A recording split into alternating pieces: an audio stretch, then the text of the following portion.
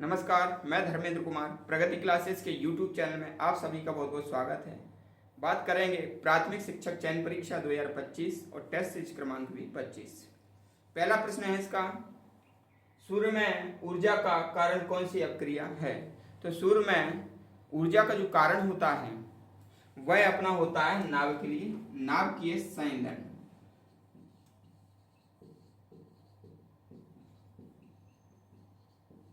और नाभिकीय संलयन में क्या होता है, दो हाइड्रोजन मिलते हैं और एक हीलियम बनाते हैं। ठीक है, और ये जो अभिक्रिया है नाभिकीय संलयन की, ये अभिक्रिया एक सूत्र होता है E बराबर mc²। इस सूत्र पर आधारित है। E यहाँ पर होता है पदार्थ का वेग होता है, m होता है पदार्थ का द्रव्यमान और ये होता है c बराबर प्रकाश का वेग। ठीक है, तो E बराबर mc² ये दिया था आपका आइंस्टीन ने। और आइंस्टीन थे जर्मनी के। आइंस्टीन कहाँ के थे? जर्मनी के थे।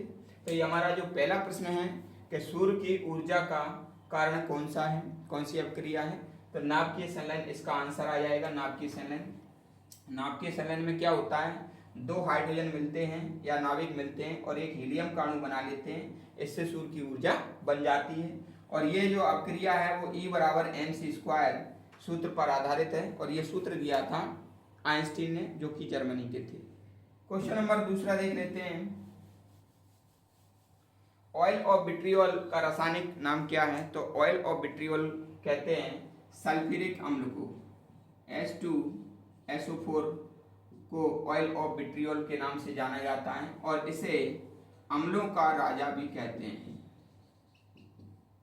अम्लों का राजा भी कहते हैं और इसका प्रयोग मोटर वाहन में, बैटरी में करते हैं। ठीक है, 4 व्हीलर वगैरह की जो बैटरियों में H2SO4 का प्रयोग किया जाता है।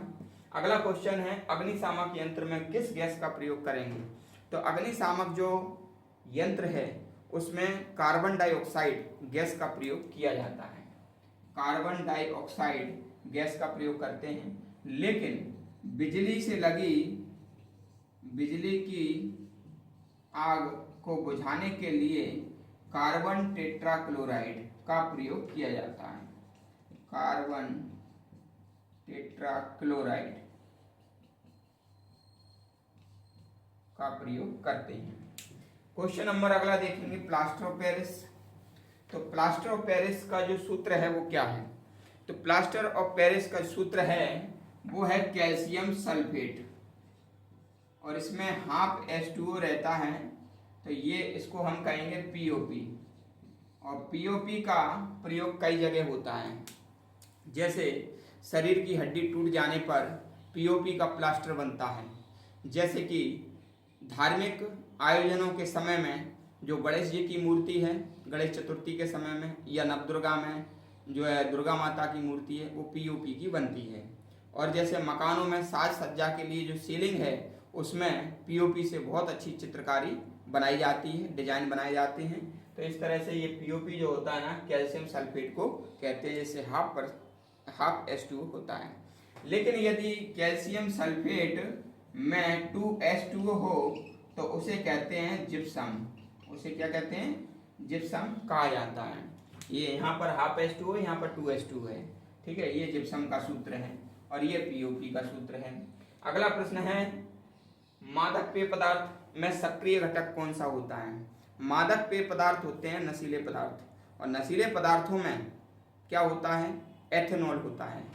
तो नशीले पदार्थों में एथेनॉल होता है और एथेनॉल का जो सूत्र होता है वह C2H5OH होता है। इसको एथिल अल्कोहल भी कहते हैं, एथिल अल्कोहल भी कहते हैं। और जो CH3OH है इसको मेथिल अल्कोहल कहते हैं, मेथिल अल्कोहल। कभी कभी क्या होता है कि एथेनॉल की जगह मेथेनॉल, ये वाला मेथेनॉल शराब में चली जाती है या डाल दी जाती है या बन जाती है, तब वो शराब जहरीली हो जाती है। और जहरीली होने से क्या होता है जो पीने वाले हैं उनकी आंखें चली जाती हैं, और कभी कभी ऐसा होता है कि पीने वाले ही चले जाते हैं, यानी कि उनकी मृत्यु हो जाती है। ठीक है, तो ये खतरनाक होता है भाई। एथेनॉल की जगह अगर मेथेनॉल बन जाए तो वो ज़्यादा जहरीला वह पेय पदार्थ बन जाएगा, मादक पदार्थ बहुत ज़्यादा जहरीला हो जाएगा। अगला देख लेते हैं, पीवीसी का पूर्ण नाम क्या है? तो जो पीवीसी होता है उसको कहते हैं पॉलीविनाइल क्लोराइड, और जो बिजली के तार होते हैं उनके ऊपर पीवीसी का लेयर चढ़ा रहता है, ताकि वो जो है ना विद्युत का कुचालक होता है और करंट से बचा जा सकता है। ठीक है, याद रख लेना, PVC poly vinyl chloride polyvinyl chloride कहते हैं। बिजली के तारों का जो ऊपर का लेयर होता है वो पीवीसी का बना होता है।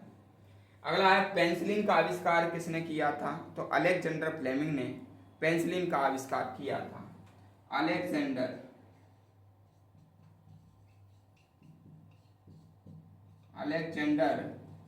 फ्लेमिंग